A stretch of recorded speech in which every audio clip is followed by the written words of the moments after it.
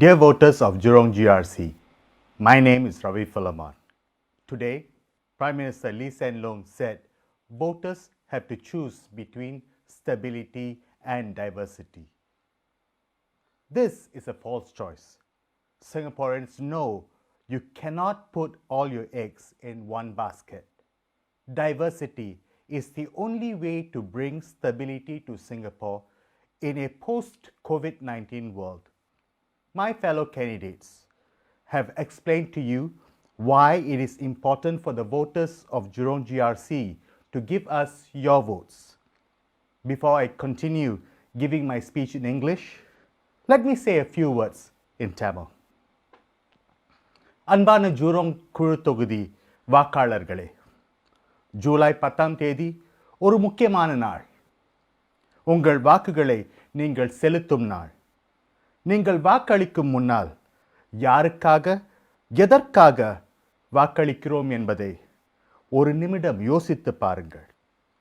இந்த தேர்தல் திரு தர்மன் நாடாளுமன்றத்தில் இருப்பாரா இல்லையா என்பதை தீர்மானம் செய்யும் ஒரு தேர்வு மட்டும் இல்லை. திரு தர்மன் நாடாளுமன்றத்தில் இருக்கிறாரோ இல்லையோ, அது உங்களுக்கு என்ன செய்யும், என்ன நன்மைகளை அளிக்கும்? இந்த தேர்தல் உங்களை பற்றியது. அநேகர் இந்த நேரத்தில் உங்கள் வேலைகளை இழந்திருக்கிறீர்கள். நிறைய பேர், நிறைய சிங்கப்பூர் நிறுவனங்கள் நெருக்கடிக்கு ஆளாகி இருக்கிறீர்கள். திரு தர்மனையும் அவர் குழுவையும் இந்த தேர்தலில் ஜெயிப்பது கஷ்டம்தான். இதை அறிந்தே நாங்கள் ஐவரும் இந்த ஜூரோங் குழு தொகுதியில் களம் இறங்கினோம். நீங்கள் ஞாபகம் வைத்துக்கொள்ள வேண்டியது ஒன்றே ஒன்றுதான். நீங்கள் எங்களுக்கு அளிக்கும் ஒவ்வொரு வாக்கும் திரு தர்மனையும் அவர் குழுவையும் சிங்கப்பூரர்களை கவனிக்க வைக்கும். அவர்கள் பிரச்சனைகளை சரி செய்யுமாறு இந்த PAP அரசாங்கத்தை உந்தி தள்ளும். ஜூரோங் வட்டாரம் எங்களுக்கு புதிதான ஒரு இடம் இல்லை. என் குடும்பம் இங்கே இருக்கிறது. என் நண்பர்கள் இந்த தொகுதியில் அவர்கள் குடும்பங்களோடு வாழ்கிறார்கள். உங்களை பாதிக்கும் ஒவ்வொரு பிரச்சனையும் எங்களையும் பாதிக்கும். அதனால் தேர்ந்தெடுக்கப்பட்டால் எங்கள் திறன்களை மிஞ்சி உங்களுக்காக உழைக்க நாங்கள் தயாராயிருக்கிறோம். உங்கள் பிரச்சனைகளை எங்கள் பிரச்சனையாய் எண்ணி அவைகளுக்கு தீர்வு காண்போம். ஜூலை 10 அன்று ஒன்றுபட்ட சிவப்பு புள்ளி கட்சிக்கு உங்கள் வாக்குகளை அளியுங்கள். உங்கள் வாக்கு ரகசியமானது. நன்றி. Dear voters, we want to go to Parliament to represent you, not to needle the PAP. What benefit is there for Singaporeans in us needling the PAP? We ask for your votes to put us in Parliament so that we can represent you, your problems, in the highest office in the land and bring quick solutions for you all. Look at our team. We have given you well-qualified people to choose from. We have many other professionals, lawyers, engineers, chartered accountants, etc., who are ready to come on board and help us if we are elected to manage this town efficiently. Many of us have families and friends who live in Jurong. Every problem that affects you also affects us. So we will find lasting solutions quickly for you because it is in our interest as well. When we are discussing fielding a team in Jurong, many of our friends and well-wishers tried to dissuade us. They pointed us to how Mr. Taman and his team had been among the highest scorers in the previous 2 elections. Mr. Taman is so popular that the whole of Jurong is named after him. Taman Jurong. That was a joke. But this election is not about Mr. Taman and his team. You may have voted for Mr. Taman in the last election, but how often have you seen him? When we were doing our walkabouts in Clementi Hawker Centre a few days ago, one voter was so happy to see Mr. Taman. On the ground, he told us, I voted for Mr. Tarman, but this is the first time I'm seeing him in the last 5 years.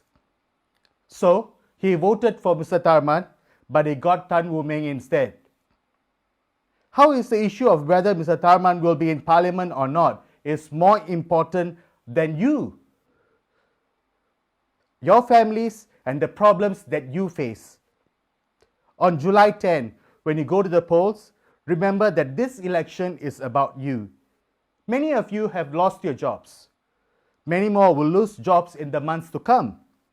Mr. Tharman believes that job support is the best remedy for those who lose their jobs. We agree. But what kind of new jobs do people who lose their jobs get?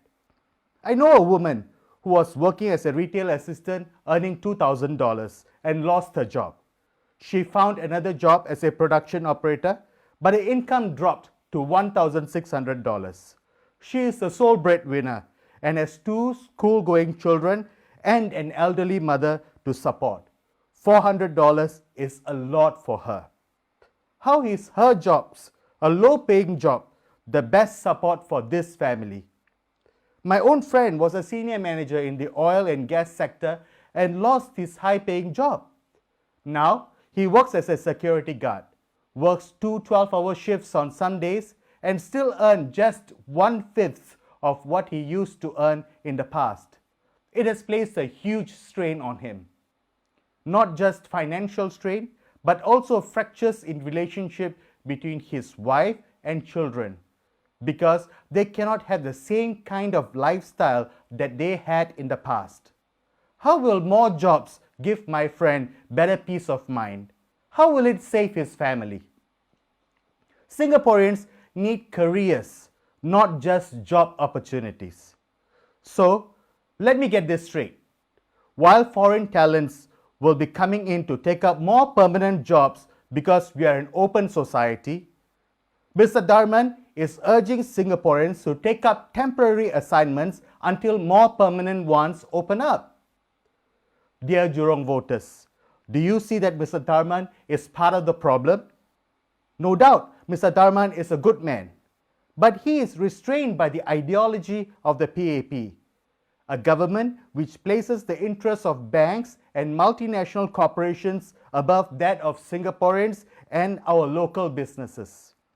The problem with the PAP government is that they are not entirely honest with Singaporeans. There is no transparency at all. Do you still remember that in early February, the government was telling us that we don't need to wear masks? One of our other candidates, our chairman, Ms. Michelle Lee, spoke about that earlier to you. What was the real reason for them telling us that? A leaked audio tape suggested that the main reason they told us to do this is because they were worried there may not be enough stockpile for the workers in the essential services sector. Why can't they treat us like adults and tell us the real reasons and tell us to make do with homemade masks or cloth masks like the ones we are using now? Singaporeans are very responsible people. Why don't they trust us? Mr. Tharman is no exception. In 2009, when people were questioning why Charles Goodyear, the former CEO of Temasek, resigned, Mr. Tharman acknowledged that it is a matter of public interest, but that it is not sufficient reason to disclose information. Where is the transparency? Where is the accountability? Temasek manages the people's monies. Why can't the government be more transparent with Singaporeans? And while we are at it, what is Ho Ching's salary? Why is that a state secret? Then again, in 2017, Mr. Tharman defended the controversial ministerial committee which was set up to investigate Oxley Gate. He was part of the team which exonerated PM Lee in Parliament in a private dispute he had with his brother and sister. I don't know who is in the right and who is in the wrong in the Oxley Gate saga, but I question how a person who cannot manage his own family can manage a country. PM Lee is the eldest brother, and after the passing of his dad, he is the father figure in his family. How can he not strike a compromise and invite his younger brother and sister to his house for Chinese New Year celebrations for several years? What kind of example is his leadership giving Singaporean families? So once again, this is not about Tharman or even about PM Lee or the Oxley Gate. It is about what's good for Singapore, what's good for Singaporeans. How can we make them focus how can we make them focus more on bettering the lives of Singaporeans? How can we make them create careers for us, not just job opportunities? How can we make them grow the wages of Singaporeans? Perhaps adjusting the ministerial salaries to peg it to the median wages in Singapore instead of the top 1,000 earners? This will perhaps do the trick. That way, they will start focusing on improving the wage share of ordinary Singaporeans. So, make them think harder, make them work harder. We may not win this election, but every vote that is cast for us will force the PAP government to make the right decision for Singaporeans. Dear Jurong voters, our symbol is the compass.